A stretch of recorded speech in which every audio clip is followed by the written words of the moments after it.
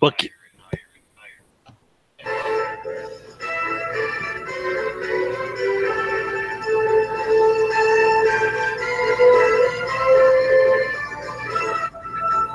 11:59 at Radio Free America, and this is Uncle Sam with music and the truth until dawn. Right now, I got a few words for some of our brothers and sisters in the occupied zone. The chair is against the wall. The chair is against the wall. John has a long mustache. John has a long mustache.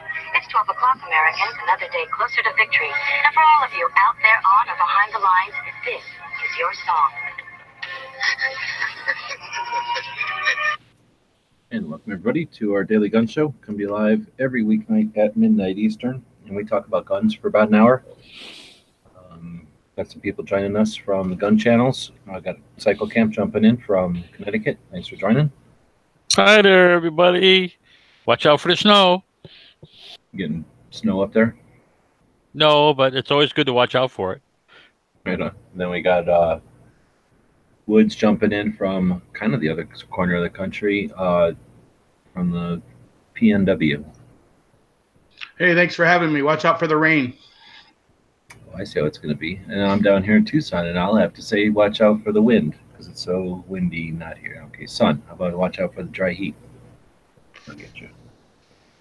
All right, so it's Monday. It's episode 701. So I guess we done 700 of these shows or whatever. It's no big deal.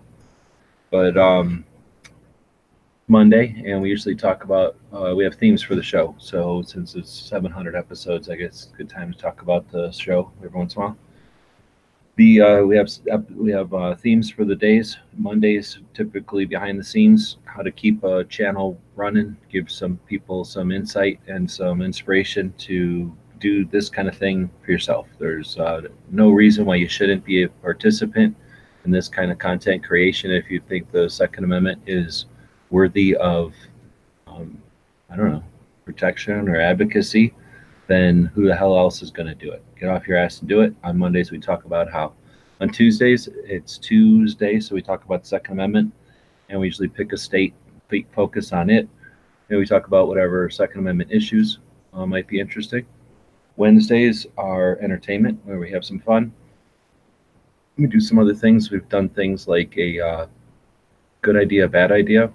Bob and I used to fight about things, and we would, Bob was one of the first hosts of the show, and we would duke it out on Wednesdays, very much like, the gang wars, where you would tie your wrists together, and then you would have a knife in your other hand, and you would knife fight tied together. That's how we would handle it on Wednesdays. Then Thursdays became training in CCW because of Dano. Dano's another host of the show. I think he died over the weekend. It's tragic, but some kind of sickness. But we used to let him have reign on Thursdays, where we would talk about training and CCW stuff. And then on Friday, we talk about tech and the industry. So it's kind of the themes of the show.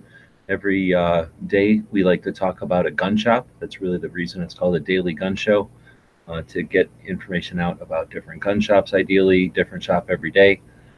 People who are watching the show have contributed gun shops to that effort. You can email us at dailygunshow@gmail.com if you'd like to participate.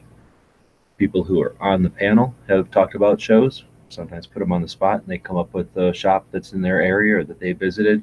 And then, of course, one of our projects is the Gun Show Loophole Tour, and we drive around looking at gun shops. That's the whole point. And this show is sort of a sister project, so they work with each other, right? They drive around looking at gun shops. Get to talk about them in here. Bob's over in Ellis's chat right now. He started that all off with me back in the day, a couple years ago, 700 shows ago, I guess, driving around checking out gun shops. And it's sort of the goal of the show would be to ideally get on the road and just be checking out new gun shops every single day, talking to the owners and doing interviews and talking about what it's like to be a shop in whatever area they might be in and whatever aspect or area of interest in the community. And eventually we'll work towards that. So we're broadcasting this on the internet. We simulcast it on a place called gunchannels.com, which is a community. We built it 5 years ago for gun owners. We are gun owners and collectors and shooters and interested activists. So that's what kind of stuff we like to encourage over at Gun Channel. So more than welcome to check it out. It's free to join. A couple of dozen active people financially support the place. You can do that at $1 a month. You can do that at $2.23 a month, or you can do that at $7.72 a month. So anybody who's interested in doing that, figure out how to do it. Otherwise, we're here and talking about guns. Anything going on over the weekend you guys want to talk about? I got my new Palmetto State AR-15. I got the lower on Saturday, and I got the upper today.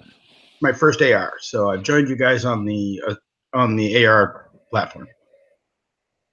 That's your first AR? That's my first AR. I have probably 20 shotguns and probably 10 pistols of various types. So that's my first AR. So what made you buy this one? 1639. When they told me to buy one, I would have. I always felt like, I'd get one day, but then when they told me I have to take a class, not that training is bad, but when the government tells me I have to do something to get it, then I didn't want to do that. So I had until July 1st to buy it. So I just went out and got one. Probably beat the rush by a little bit, but I'm sure there's already people reacting. Yeah, a little bit. But also I wanted to make sure that, when the governor says, the stupid, sensible gun laws and all that, well, if he wants to sell more guns, okay, let's do it. And why did you choose that one? Quite honestly, Dead Horse and Potatoes helped me out with that because I don't know a lot about it. So I just went with his knowledge on it. And once again, another Gun Channel member that's super helpful, and I didn't know what I was buying, and he just showed me what to buy. And he's like the master of the good deals, so he found a really good deal for me. All right, you said PSA bought an upper and you bought a lower separate. That saves you an excise tax. That's smart. It costs something to assemble a final product, and if you buy just components, then that tax that they put on the final product doesn't get applied. So somewhere along the line, you save $100 or $120. Which upper? Oh God, I don't know.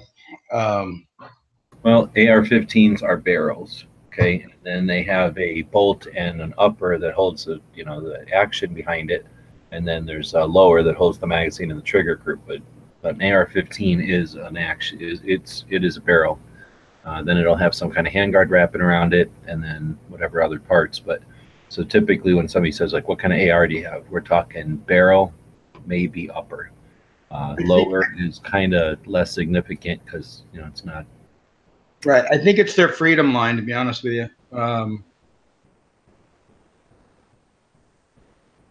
Okay. Yeah. So it came complete. I just had to put 2 pins in and I was done. Okay. But I'm saying that's like saying, oh, I bought a car and it had 4 wheels. So AR-15s are modular firearms with every single component literally has options. So typically, again, when you're talking about an AR-15, you're talking about the barrel. So I guess we didn't finish. If you're talking about the barrel, you got characteristics like length, right? You've got characteristics like the gas system on it, length. It's either going to be a carbine, a pistol, or a rifle length. So that's one way to describe your AR-15 to someone. You're going to have a handguard on it. So you might say, I have a 16-inch carbine length railed handguard upper or something like that. Or I have a rifle length dissipator upper. Might say something like that. So there's different ways to describe the upper. I guess that's what I was trying to get from it. Do you know what barrel length or what? I believe it's 16. Okay, and then probably a mid-length gas system.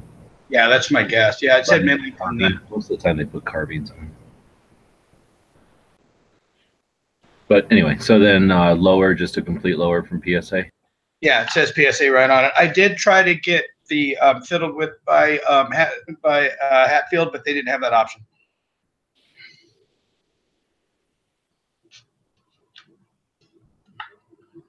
Well, that joke didn't work, did it? So was that like a Black Friday thing, or did you get that after? Yeah, it was a Black Friday deal.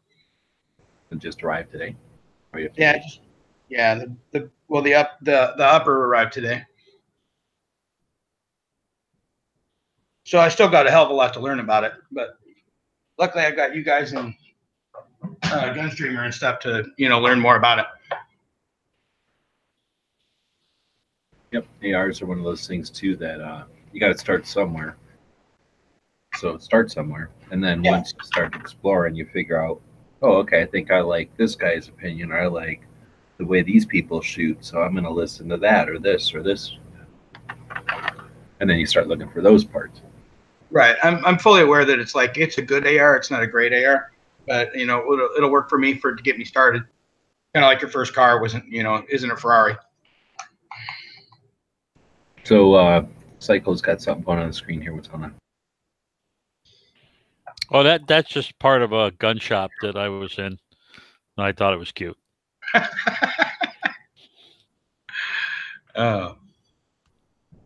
Guy sells. He has a curio store. He actually owns several gun shops in Connecticut, and this is his latest. And it's not really a gun shop. It's more a curios kind of place, but he does sell guns there. So, and he had this on the counter, and I thought it was pretty funny.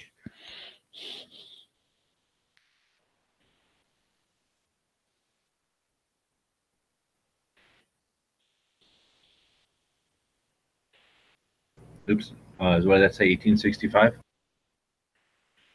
Springfield, probably 73. It's a Springfield trapdoor, so it's probably whatever probably year. 73.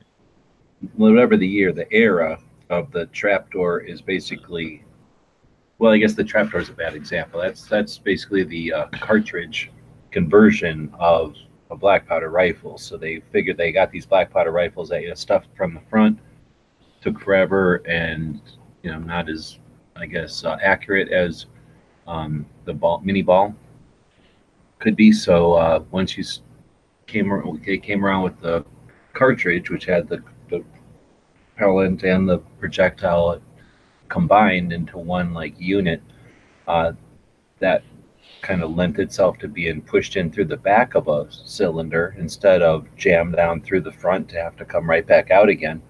So somebody decided to just chop the back off of these black powder guns and kind of create a cylinder back there and change the old hammer from striking flint, I guess, or percussion cap, probably flint on those.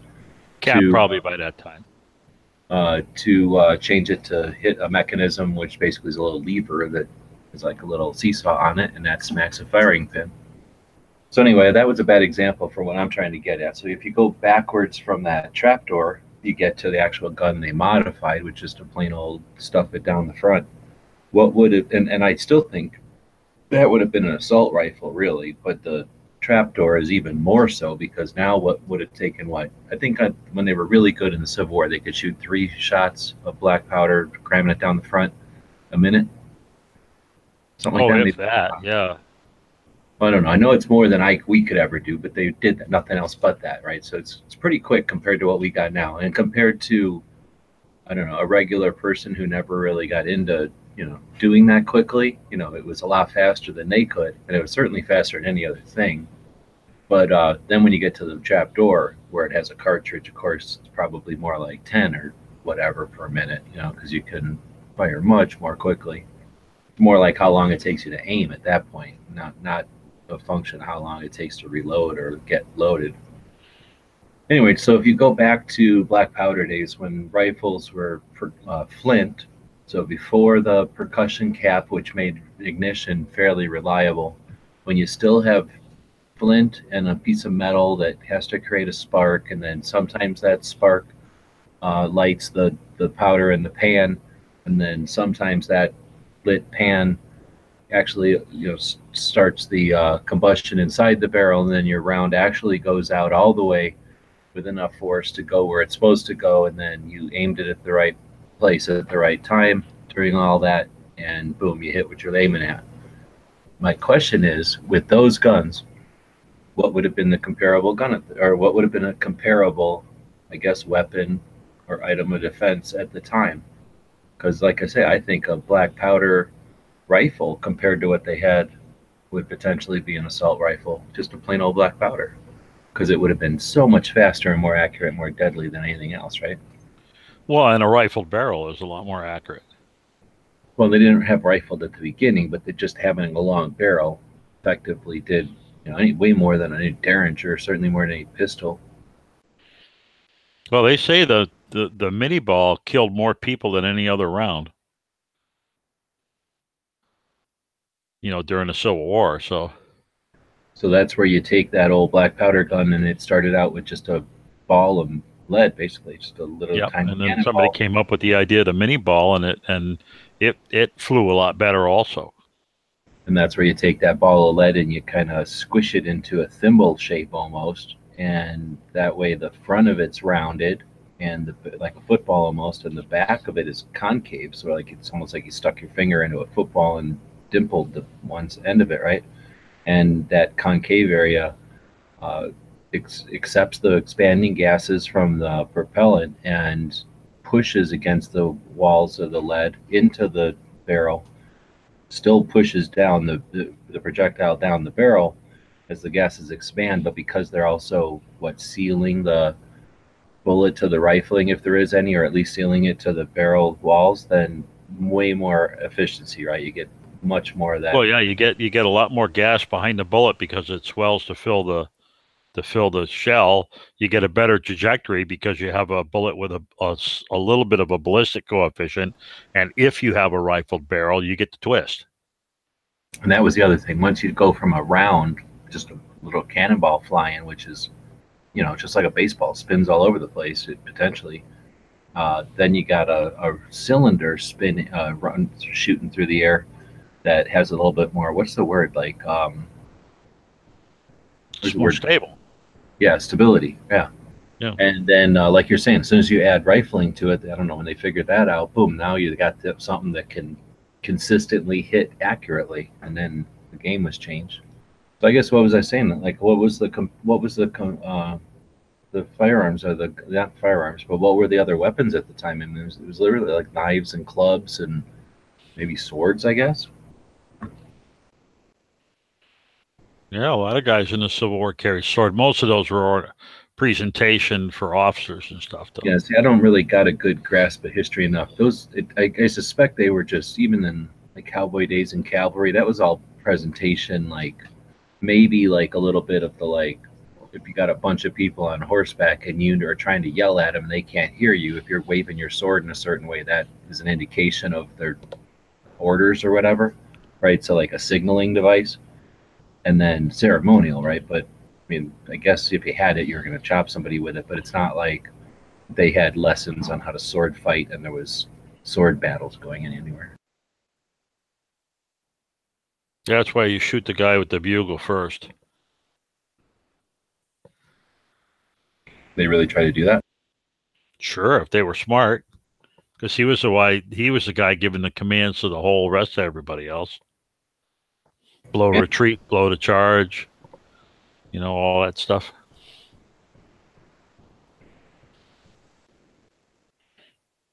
All right, well, Enrique Snar saying thinks he might have won an auction today on an 870 tactical with folding stock under $200. Yeah, that's a great price. $100. That's all we're getting on the gun channel side, so I might shut down early.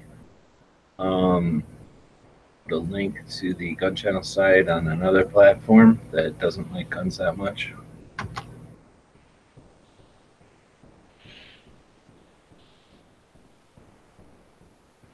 All right. Well, so we were talking about anything happened over the weekend. Anything going on with you, Woods? I just getting the AR and trying to figure that out. Watching a lot of videos on how to work it and how to get the sights aligned and all that. You just got it today, though, right? Yeah, but you know, homework. Yeah, and then it was report card week, so that. Oh, so you're busy. That took a lot of my time. Yeah. With the you have actual grades, or you pass fail those kids? Yeah, well, with the grading system, isn't it just a bunch of smiley faces? It's it's a numbered system. 3 means you've made the end of the year standard, and 1 and 2 means you're lower than that. But since it's earlier in the year, almost every kid gets a 2. I don't endorse this plan. It's a stupid plan. It doesn't tell parents anything, but like a lot of people at work, you got to do what you're told. I would like to go back to the actual grade system, so then that knowing their kid was failing or getting a D or something. So it means a lot of writing for me, because if you can still get a 2 and be a low 2 and you're not going to make the 3, or you can be a 2 and you're going to make the 3 easily. So once again, it's just a bunch of hooey that I did think it was interesting over the weekend. I was reading a lot of Common Core stuff, but this is about guns and not about school. So I'll stop.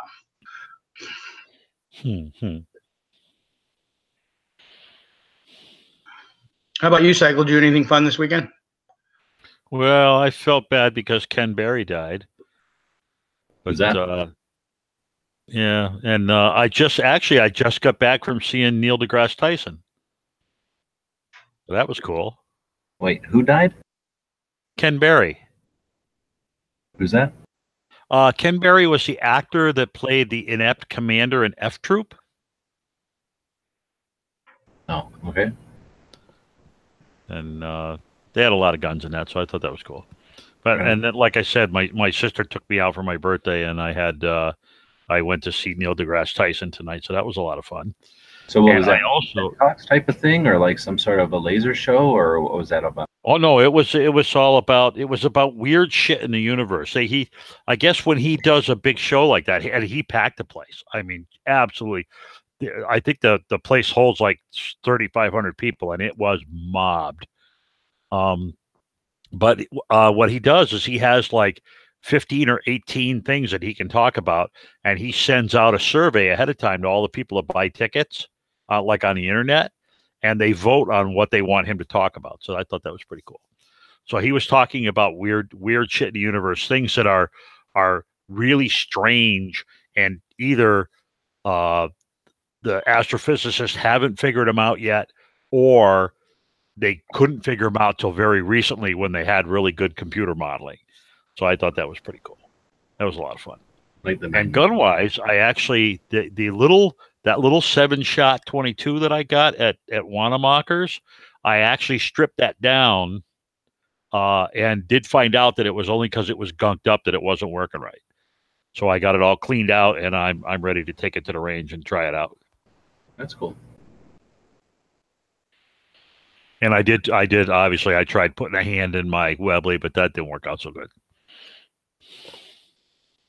Had a big gun show in Arizona, and up in Phoenix, the Small Arms Review show I mentioned, and that was an interesting show, very large again.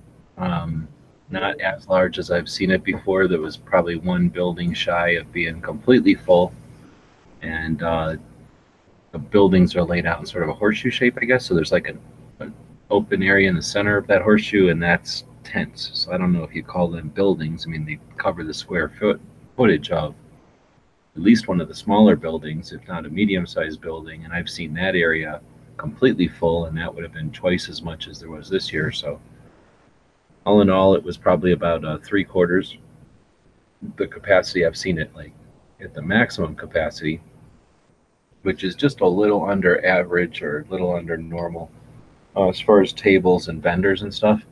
And then the attendees were, it seemed, down quite a bit, but that's sometimes perception, but it certainly seemed like the aisles were easy to walk through.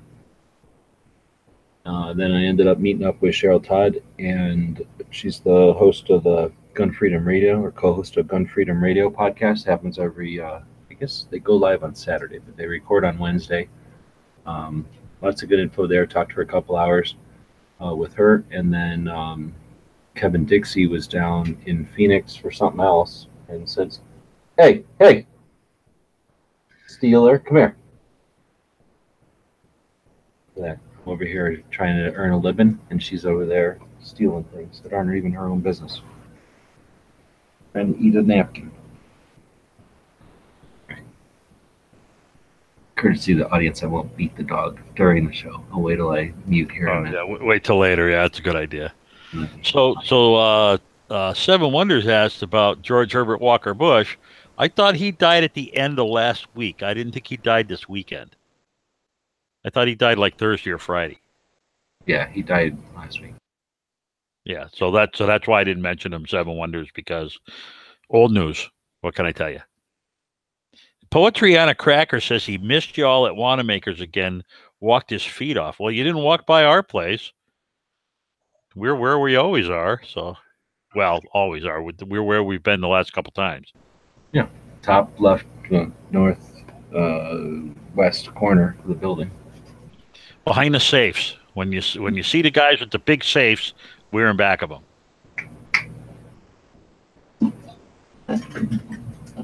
And I'm sorry I missed you. It's too bad. We've met a lot of really interesting people and a lot of friendly people there. And I bought a lot of guns. So, saying Kevin Dixie was down. He does No Other Choice firearms training. Cool dude. Listened to him for the first time at the Gun Rights Policy Conference and at that AmCon 2A Media Summit thing that was the day before the conference. So both days he had some pretty decent insight and changed my opinions on how to communicate with others and change the direction.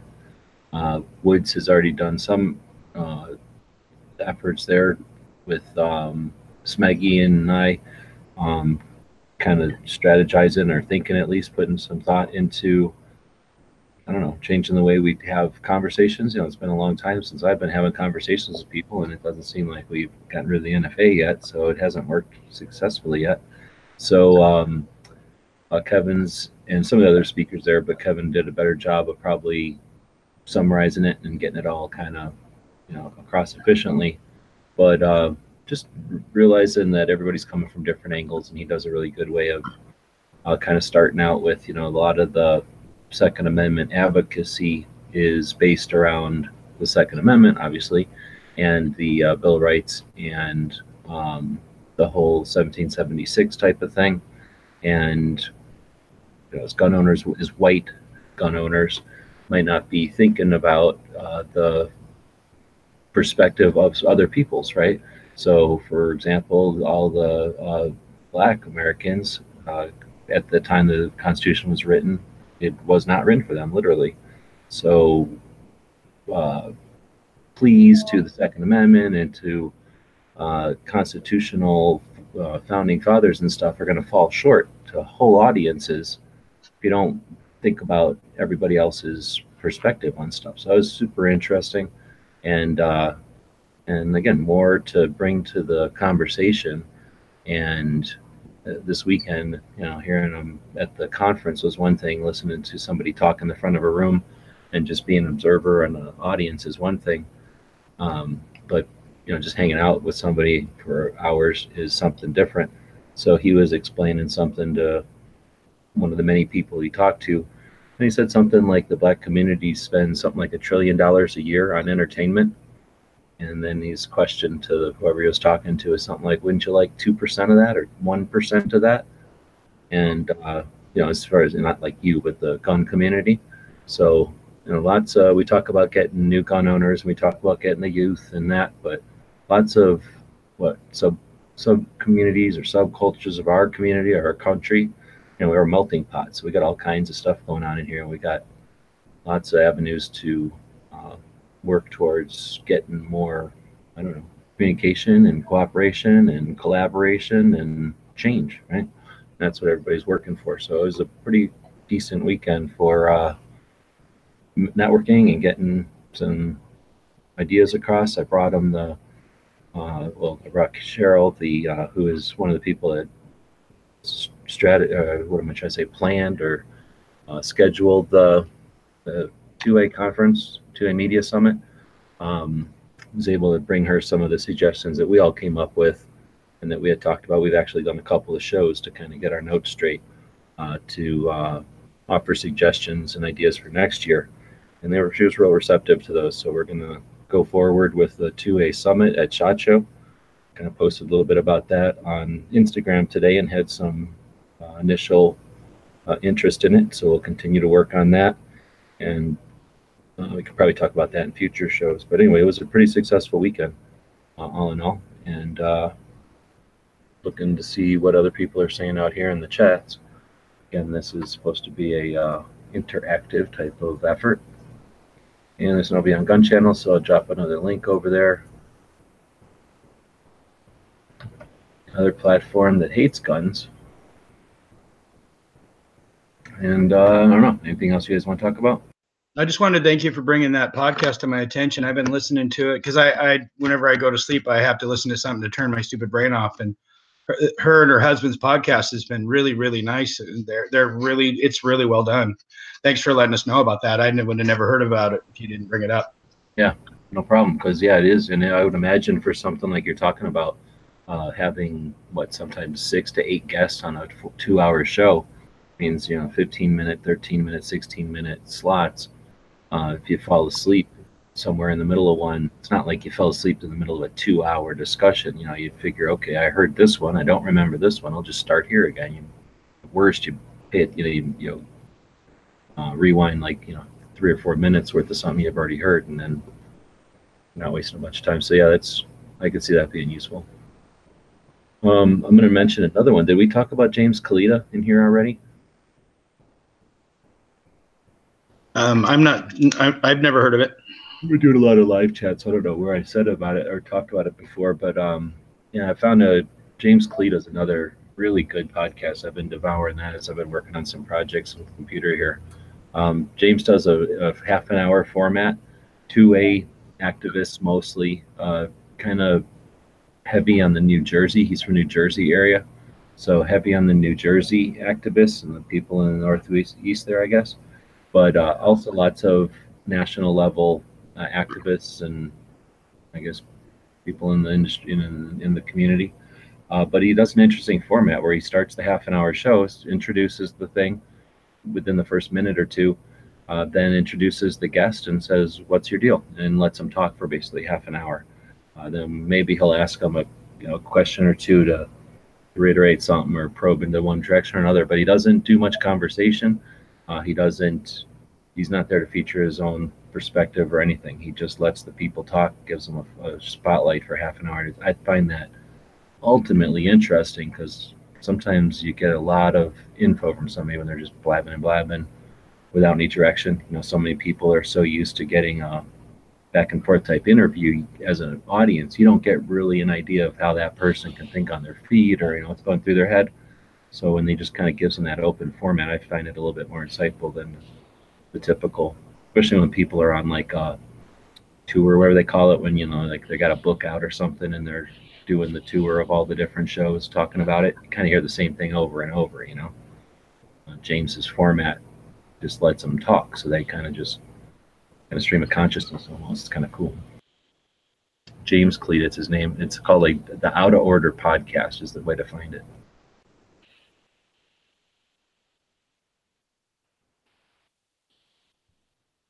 All right, that's 3 times with dead air. So we're going to wrap it up, I guess. Gun shop of the day? I've got one. Okay. It's a fairly new one. I bought guns at their old store, and this is a new one they just opened maybe 4 or 5 months ago. It's the Lakewood Shooting Range, and then there's a gun store that goes with it too. See if I can screen share and not screw it up.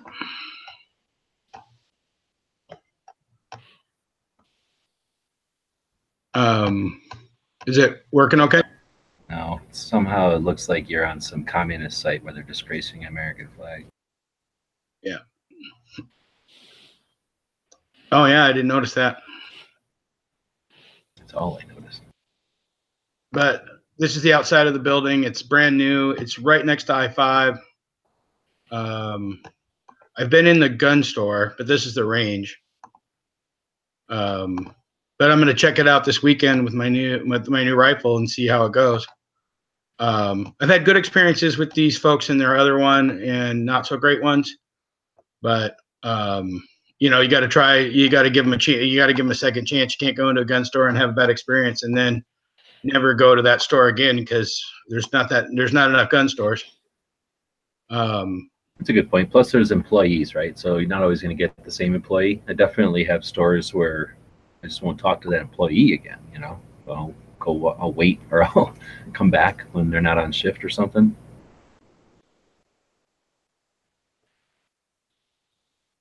And And then permitted calibers here and range fee. $16 seems pretty reasonable. Yeah, I do live in a city, so supply and demand. So I could give a better report next week after I actually go there. Yeah, it looks pretty good from the pictures of the range. It looks like they're all on like a track system, which I appreciate more than some of them that used to be on the cords or the cable systems. So they bounce all around in their air conditioning. That one looks like you got fancy tracks, and it looks like with that screen that controls the runner, that it's probably got all the drills and crazy spins and turns and things to give you some, ability to shoot some drills or something right in the range. And I've heard good things about, since it's so new, that their HVAC system works really, really well. Well, they have to, yeah. Any new range is going to have a crazy amount of EPA, so yeah, they're very comfortable and safe, I guess.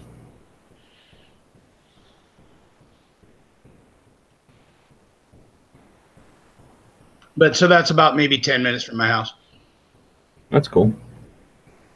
Right on. Well, that's one of the reasons we do the show on a daily basis, so we keep a conversation going, but also so we can feature gun shops. Our goal here is not to talk about the news of the day. I mean, the president passing is an issue that's beyond the news of the day type of thing, but we're not here to just focus on whatever agenda-based programming has been disseminated, and we're not here to just comment on that same old thing.